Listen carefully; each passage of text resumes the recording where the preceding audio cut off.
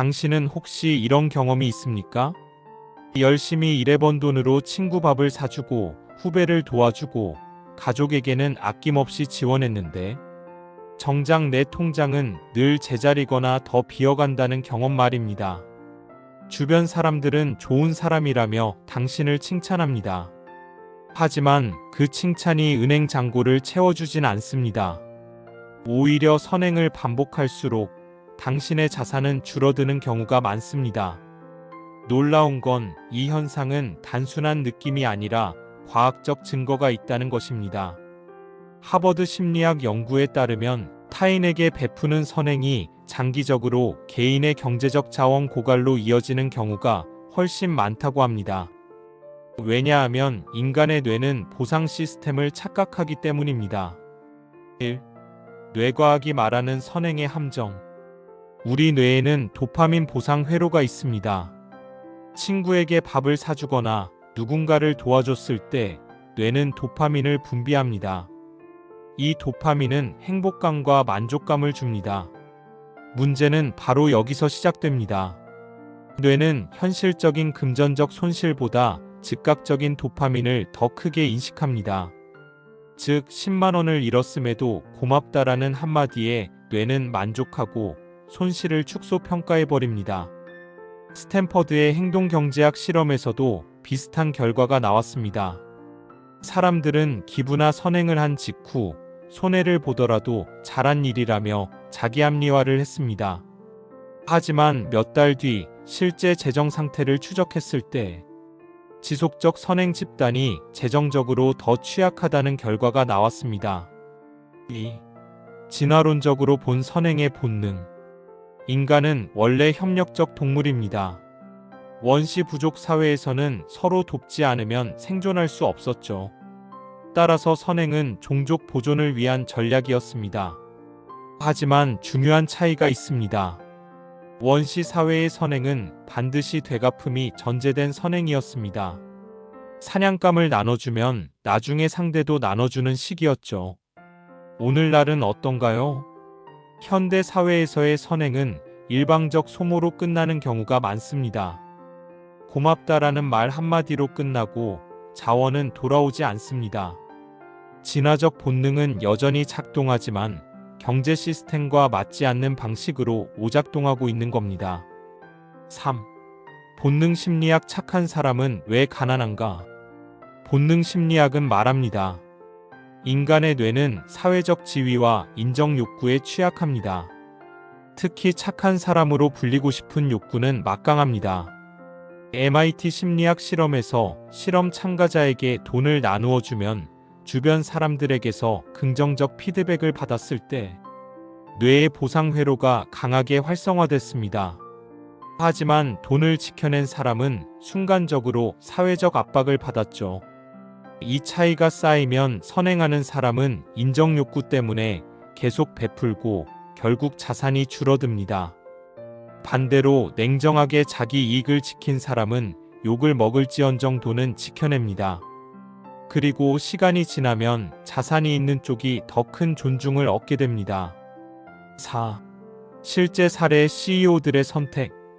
세계 유명 CEO들은 이 함정을 잘 알고 있었습니다. 워렌 버핏은 젊을 때부터 남의 문제를 대신 짊어지지 말라고 했습니다. 그는 늘 자기 자산을 사회적 호의로 흩뿌리기보다 장기적으로 불어날 수 있는 투자에만 사용했습니다. 실제로 버핏은 좋은 평판보다 복리 이자가 나를 더 살찌웠다고 말했습니다.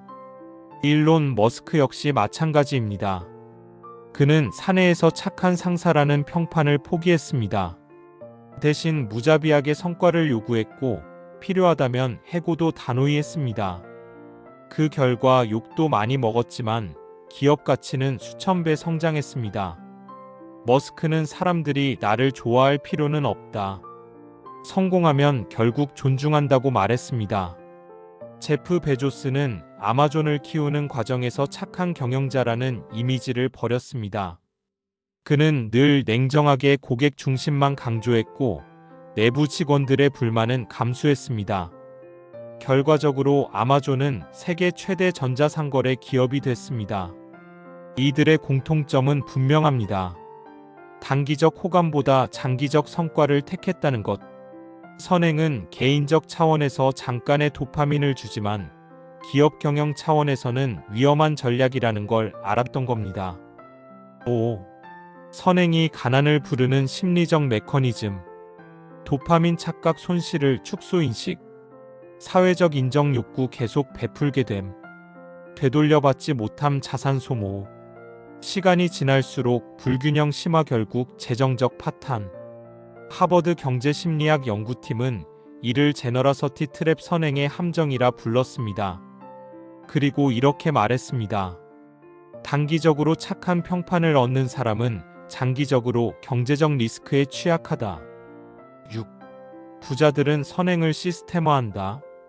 그렇다면 부자들은 선행을 안 할까요? 그렇지 않습니다. 부자들도 기부를 하고 사회에 환원합니다. 하지만 차이가 있습니다. 가난한 사람의 선행은 즉흥적 감정적이고 부자의 선행은 전략적 시스템적이라는 점입니다. 예를 들어 빌 게이츠는 무분별하게 돈을 나누지 않았습니다. 그는 빌 앤 멀린다 게이츠 재단을 통해 세금 최적화, 장기적 영향력, 이미지 관리라는 세 가지를 동시에 충족시켰습니다. 즉 개인의 감정이 아니라 시스템으로 선행을 통제한 겁니다. 7. 여기까지 살펴보면 분명합니다. 선행은 개인을 부자로 만들지 않습니다. 오히려 가난하게 만듭니다. 뇌과학적으로도 진화론적으로도 본능 심리학적으로도 그렇습니다. 부자와 가난한 사람의 차이는 단 하나. 선행을 어떻게 다루느냐입니다. 부자는 선행을 투자처럼 관리합니다. 반면 가난한 사람은 선행을 감정 소비로 내버려 둡니다. 8. 왜 선행은 권리로 변질되는가? 한 번쯤 이런 경험 있으실 겁니다. 처음에는 감사하던 사람이 시간이 지나면 당연하게 여기고 심지어 한 번 안 해주면 서운해하거나 원망하는 경우 말입니다. 심리학에서는 이를 권리 전환 효과 엔타이털르먼트 시프트라고 부릅니다.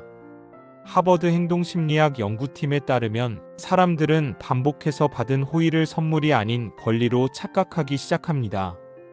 즉 선행은 시간이 지날수록 감사가 아니라 기본값으로 바뀝니다. 결과적으로 베푸는 쪽은 계속 소모되고 받는 쪽은 점점 더 요구하게 됩니다. 그리고 이 순간부터 관계는 불균형에 빠지고 재정적 정신적 손실이 커지게 됩니다. 9. 뇌는 손실에 더 민감하다. 부의 역설. 노벨 경제학상 수상자 데니얼 카너먼은 그의 저서 싱킹 패스트 언드 슬로에서 이렇게 말했습니다. 인간은 이익보다 손실에 2배 더 민감하다. 이 말은 무슨 뜻일까요?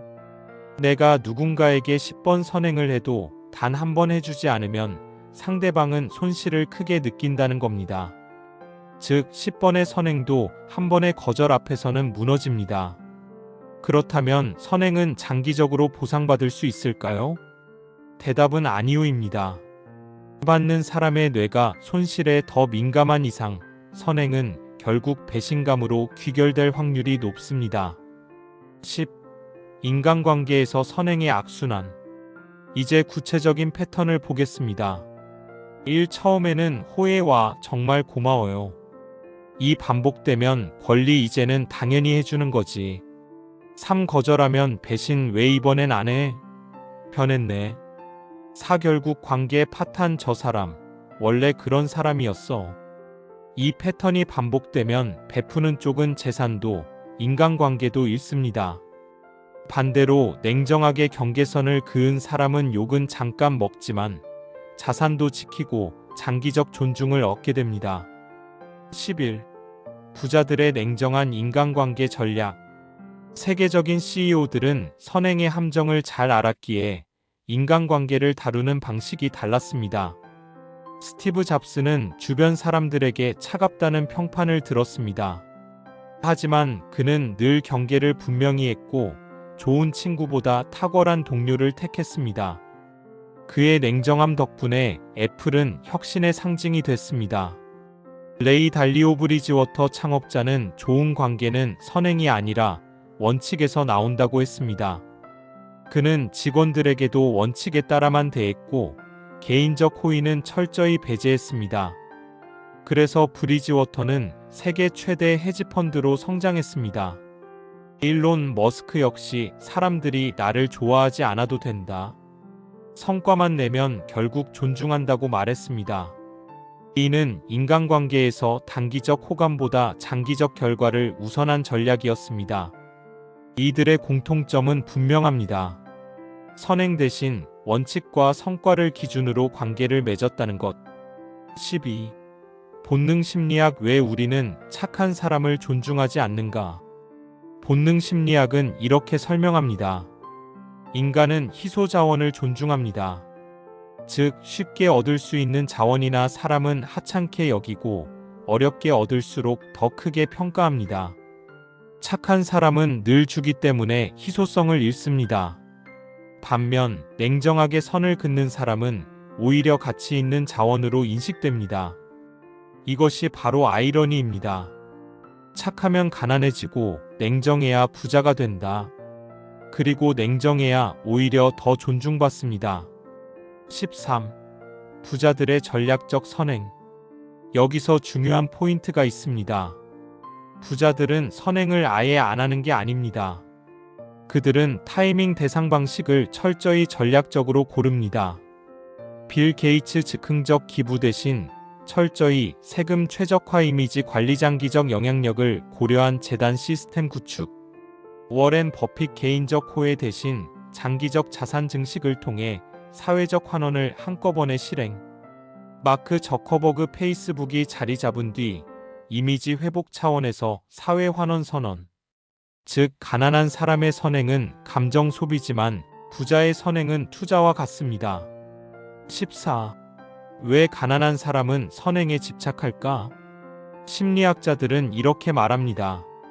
가난한 사람일수록 즉각적인 사회적 보상에 의존한다. 돈이 부족하기 때문에 당장 얻을 수 있는 칭찬, 좋은 사람이라는 사회적 보상이 심리적 자산이 됩니다. 반면 부자는 이미 자산이 있으니 단기적 칭찬보다 장기적 성과를 택할 수 있습니다. 즉, 선행에 집착하는 건 사실 빈곤의 심리적 방어 기제라는 겁니다. 15. 과학적 결론. 하버드, MIT, 스탠퍼드의 연구들은 공통적으로 말합니다. 선행은 단기적 행복감은 주지만 장기적 자산 축적에는 불리하다. 사람들은 호의를 권리로 인식하고 결국 배신감으로 돌려준다. 부자들은 선행을 감정이 아닌 시스템으로 관리한다. 16. 당신이 선택해야 할 것. 결국 질문은 이것입니다. 나는 좋은 사람으로 살 것인가, 부자로 살 것인가? 물론 양쪽을 다 얻는 방법도 있습니다. 하지만 그 방법은 감정적 선행을 멈추고 전략적 선행으로 전환하는 것입니다. 즉흥적으로 퍼주는 대신 원칙을 세우고 기준을 명확히 하고 나의 자산을 지켜내야 합니다. 최종 메시지. 착한 사람은 결국 가난해집니다. 냉정해야 원칙을 지켜야 자산이 지켜집니다. 부자들은 결코 착한 사람이 되려 하지 않았습니다. 그들은 존중받는 사람, 결과를 내는 사람이 되려 했습니다. 그리고 그것이 바로 선행이 부자를 만들지 않는 이유입니다. 댓글로 여러분들의 생각을 알려주세요. 지금까지 더리치랩이었습니다. 구독과 좋아요는 영상 제작에 큰 힘이 됩니다.